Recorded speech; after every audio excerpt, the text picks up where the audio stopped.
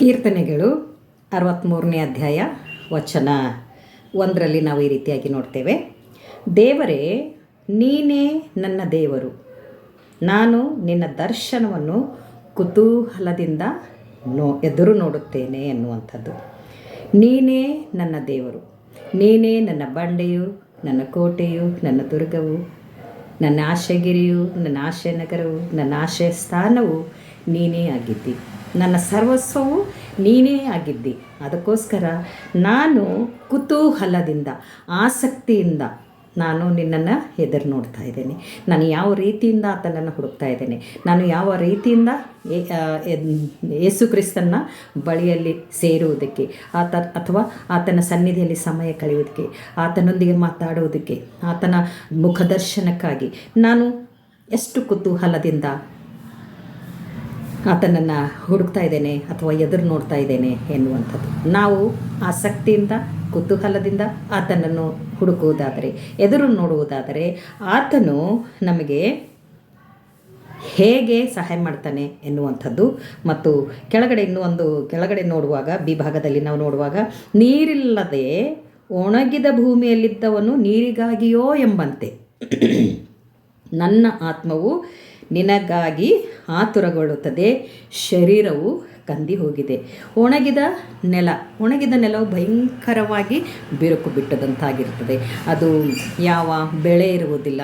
ಅದು ಯಾವ ರೀತಿಯಿಂದ ನನಗೆ ಮಳೆ ಬೇಕು ಎನ್ನುವಂಥದ್ದು ಆತುರದಿಂದ ನೋಡುತ್ತದೋ ಆ ರೀತಿಯಾಗಿ ನನ್ನ ಮನಸ್ಸು ನಿನಗಾಗಿ ಎದುರು ನೋಡ್ತಾ ಇದೆ. ಮತ್ತು ನೀನಿಲ್ಲದೆ ಇರುವಾಗ ನಾನು ಸತ್ತ ಹೆಣಕ್ಕೆ ಸಮಾನನು, ನೀನಿಲ್ಲದೆ ಇರುವಾಗ ನನ್ನ ಶರೀರವು ಕಂದಿ ಹೋಗಿದೆ ಎಂದು ಭೂಮಿ ಯಾವ ರೀತಿಯಿಂದ ಹೇಳ್ತದೋ, ಮಳೆ ಇಲ್ಲದೆ ಇರುವಾಗ ಆ ರೀತಿ ನಾನು ಕೂಡ, ಮಳೆ ಇಲ್ಲದೆ ಇರುವಾಗ ಅಂದರೆ ದೇವರು ನನ್ನ ಜೀವಿತದಲ್ಲಿ ಇಲ್ಲದೇ ಇರುವಾಗ ನಾನು ಸತ್ತ ಹೆಣಕ್ಕೆ ಸಮಾನಳು. ಅಥವಾ ನನ್ನ ಜೀವಿತವು ಕಂದಿ ಹೋಗಿರುವಂಥ ಜೀವಿತ, ನನ್ನ ಜೀವಿತವು ಒಣಗಿ ಬಿರುಕು ಬಿಟ್ಟ ಭೂಮಿಗೆ ಸಮಾನವಾಗಿರುವಂಥ ಜೀವಿತವಾಗಿರುವುದರಿಂದ ನಾವು ಆತನಿಗೆ ಆತುರದಿಂದ ಹುಡುಕುವವರಾಗಿರಬೇಕು. ದೇವರು ನಮ್ಮ ಹುಡುಕುವಿಕೆಗೆ ಆತನು ನಮ್ಮ ಹತ್ತಿರದಲ್ಲಿ ಬಂದು, ಅಥವಾ ನಮಗೆ ಸಹಾಯಕನಾಗಿ ಬಂದು, ಒಬ್ಬ ಮನುಷ್ಯನು ಬಿರುಗಾಳಿಗೆ ಸಿಕ್ಕಿಕೊಂಡಾಗ ಆತನು ನಮಗೆ ಆ ಬಿರುಗಾಳಿಯಿಂದ ಆಶಯ ಕೊಡುವಾತನಾಗಿದ್ದಾನೆ. ಆ ಬಿರುಗಾಳಿಯಿಂದ ಅಂದರೆ ಭಯಂಕರವಾದ ಲೋಕದ ಕಷ್ಟಗಳಿಂದ ಆತನು ಬಿಡುಗಡೆ ಕೊಡುವಾತನಾಗಿದ್ದಾನೆ.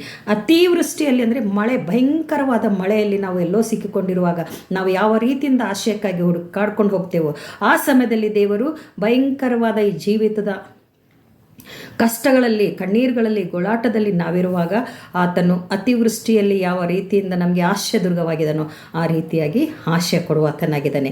ಮತ್ತು ಮರುಭೂಮಿಯಲ್ಲಿ ನೀರಿನ ಕಾಲುವೆಗಳನ್ನು ಹರಿಸುವಾತನಾಗಿದೆ. ನಮ್ಮ ಮರುಭೂಮಿ ಅಂದರೆ ಒಣಗಿದ ಭೂಮಿ ಯಾವ ರೀತಿಯಿಂದ ಬೆರುಕು ಬಿಟ್ಟಿರ್ತದೋ, ಯಾವ ರೀತಿಯಿಂದ ಅದಕ್ಕೆ ನೀರಿಗಾಗಿ ಅದು ಹಾತೊರಿತಾ ಇರ್ತದೋ ಆ ರೀತಿಯಾಗಿ ದೇವರಿಗಾಗಿ, ದೇವರ ವಾಕ್ಯಗಳಿಗಾಗಿ ನಾವು ಹಾತೊರೆಯುವಾಗ ನೀರಿನ ಕಾಲುವೆಗಳನ್ನಲ್ಲಿ ಬರಮಾಡುವ ಆತನಾಗಿದ್ದಾನೆ. ನಮ್ಮ ಜೀವಿತಗಳಲ್ಲಿ ಎಲ್ಲವನ್ನು ಆತನು ಒದಗಿಸುವ ಆತನಾಗಿದ್ದಾನೆ. ಆತ್ಮೀಕ ಜೀವಿತದಲ್ಲಿ ಎಲ್ಲವನ್ನು ಆತನು ಒದಗಿಸುವ ಆತನಾಗಿದ್ದಾನೆ. ಮತ್ತು ಬೆಂಗಾಡಿನಲ್ಲಿ ದೊಡ್ಡ ಬಂಡೆ ನೆರಳಿನೋಪಾದಿಯಲ್ಲಿ ಆತನು ನಮಗೆ ಇರುವ ಆತನೇ. ಭಯಂಕರ ಬಿಸಿಲು, ಒಣ ನೆಲದಲ್ಲಿ ಅಥವಾ ಮರುಭೂಮಿಯಲ್ಲಿ ಭಯಂಕರವಾದ ಬಿಸಿಲು, ಮಳೆ ಇರುವುದಿಲ್ಲ, ಆಮೇಲೆ ಬೆಗ್ಗಾಡಾಗಿರ್ತದೆ. ಆಮೇಲೆ ಇನ್ನೊಂದೇನಂತಂದರೆ ಅಲ್ಲಿ ಜನಗಳ ಸಹವಾಸ ಜಾಸ್ತಿ ಹೆಚ್ಚಾಗಿ ಇರುವುದಿಲ್ಲ. ಅಂಥ ಸಮಯದಲ್ಲಿ ನಾನೊಂದು ದೊಡ್ಡ ಬಂಡೆಯಾಗಿ ನಿನಗೆ ನೆರಳು ಕೊಡ್ತೇನೆ ಎನ್ನುವಂಥದ್ದು. ನಾನು ನಿನಗೆ ಆಶಯ ಕೊಡ್ತೇನೆ, ನಾನು ನಿನಗೆ ಸಹಾಯ ಮಾಡ್ತೇನೆ, ನಾನು ನಿನಗೆ ಹಸಿರುಗಾವಲುಗಳಲ್ಲಿ ನಿನ್ನನ್ನು ತಂಗಿಸುತ್ತೇನೆ ಎನ್ನುವಂಥ ಒಂದು ಅಭಯವಚನ ದೇವರು ಕೊಡುವಾತನಾಗಿದ್ದಾನೆ. ಆದುದರಿಂದ ನಾವು ನನ್ನ ದೇವರಾಗಿರುವಂಥ ಯೇಸು ಕ್ರಿಸ್ತನನ್ನು ನಾವೇನು ಮಾಡಬೇಕು? ಹುಡುಕೋರಾಗಿರಬೇಕು. ಕುತೂಹಲದಿಂದ, ಆತುರದಿಂದ ಆತನನ್ನು ಎದುರು ನೋಡೋರಾಗಿರಬೇಕು.